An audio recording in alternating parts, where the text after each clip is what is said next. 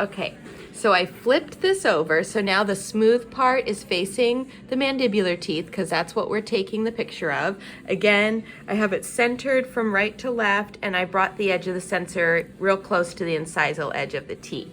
So now my BID is going to be at an angle, it's about 45 degree angle. So from over here you can see it's a pretty steep angle, and you're going to put it under the chin.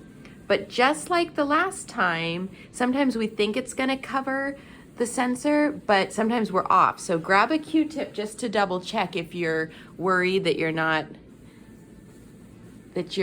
covering it right. And you can see how it's not quite there. It needs to actually come out a little bit more.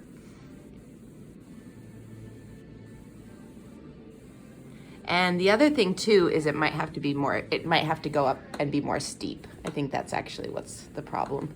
So I'm gonna go and be a little bit more steep over, so more than 45 degrees. And then I'm gonna check my angle. And now I can see it's actually gonna cover it.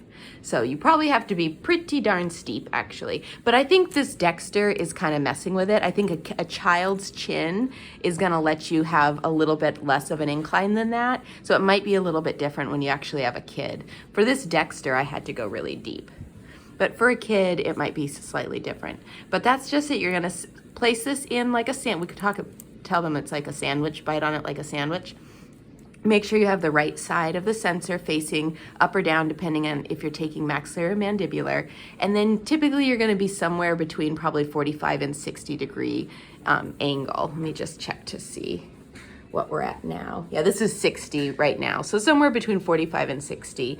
And then you're gonna expose it and you should see a good amount of the arch there.